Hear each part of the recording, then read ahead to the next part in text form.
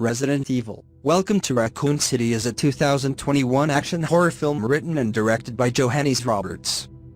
Adapted from the stories of the first and second games by Capcom, it serves as a reboot of the Resident Evil film series and the seventh live-action film overall, which was loosely based on the video game series of the same name.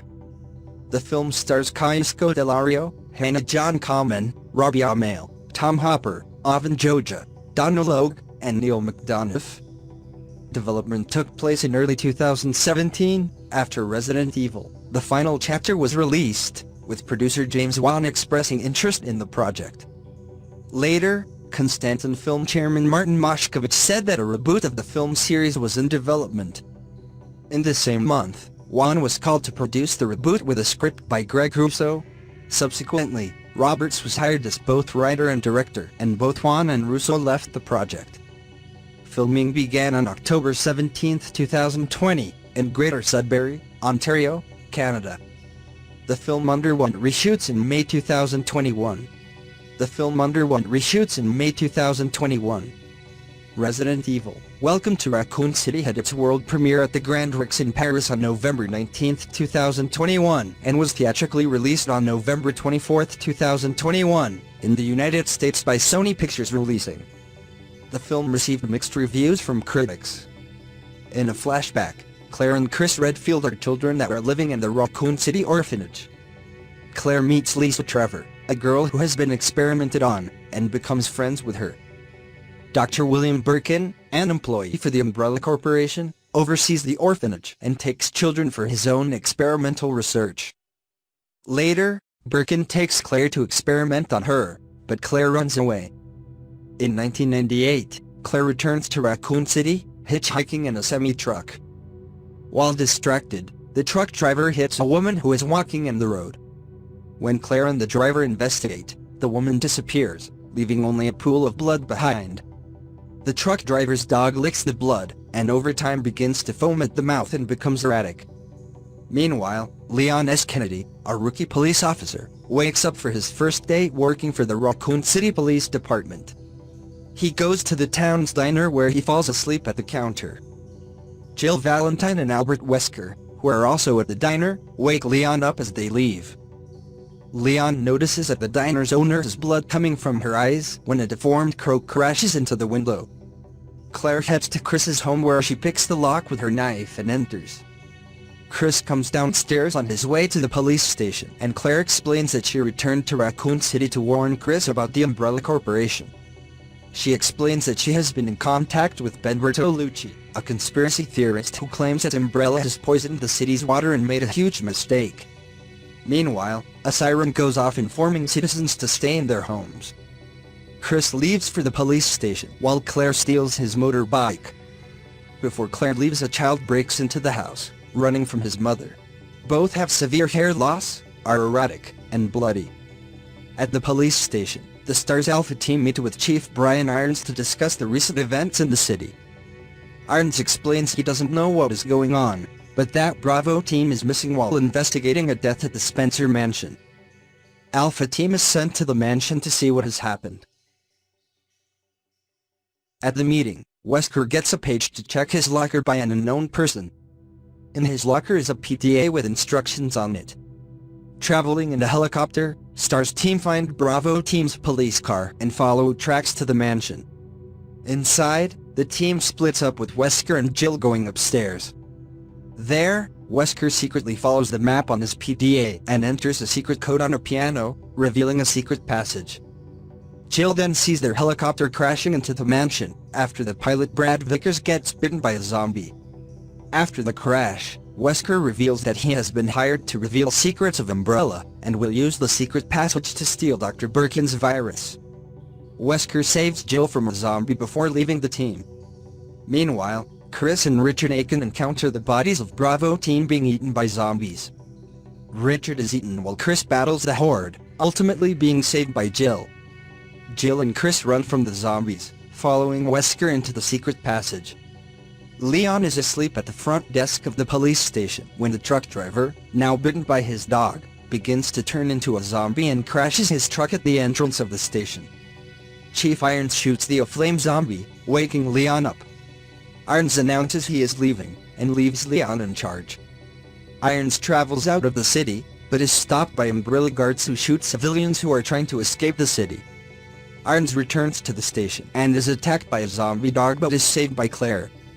Claire and Leon go down to the armory to secure supplies when Leon encounters Ben Bertolucci, who is imprisoned.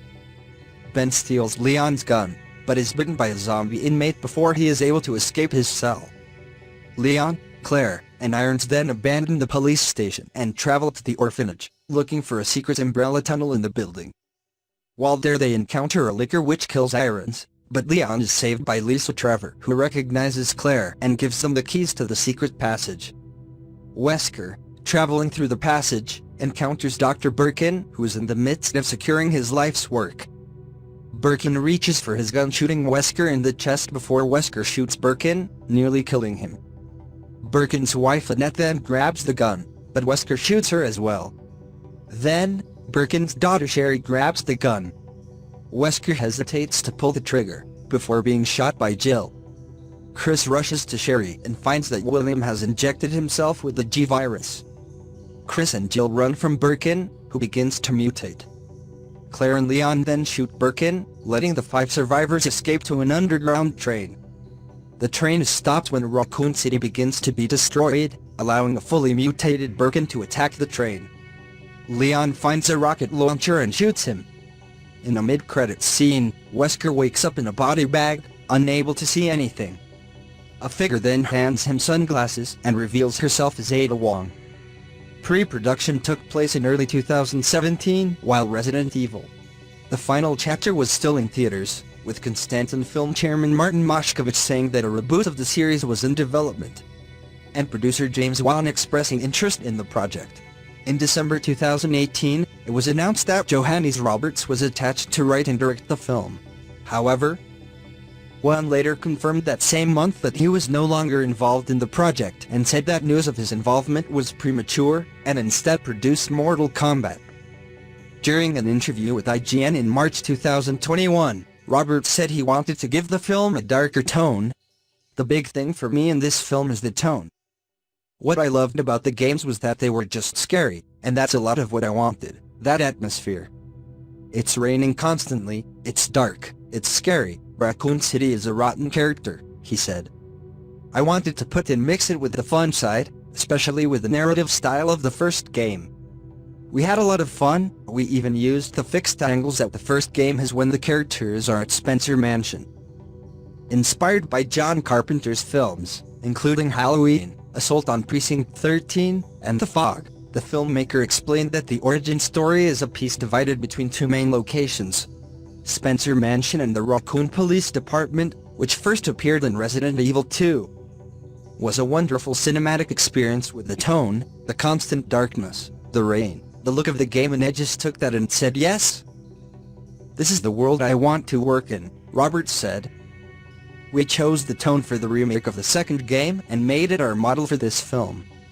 Although director Paul W.S. Anderson and Mila Jovovich released 6 successful films based on the games between 2002 and 2017, Roberts emphasized that his version has nothing to do with the series that preceded it, although he says he enjoyed Anderson's first film.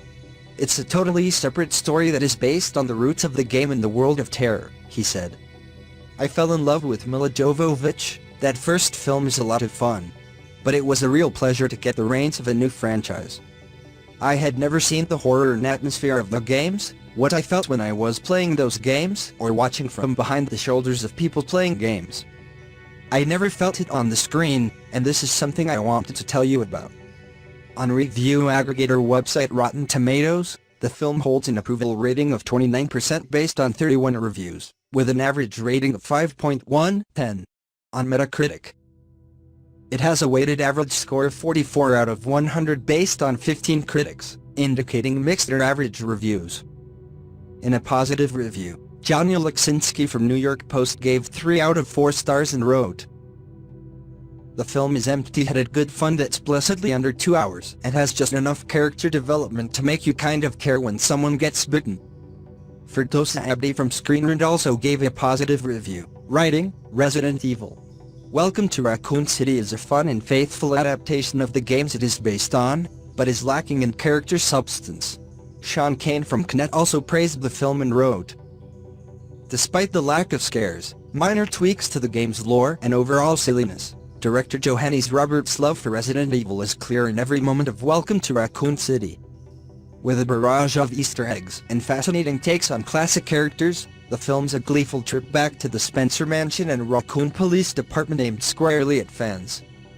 Taylor Lyles of IGN gave the film a 6/10 score, explaining, "Resident Evil Welcome to Raccoon City is certainly not the worst video game adaptation or even the worst Resident Evil movie, but both those bars are pretty low."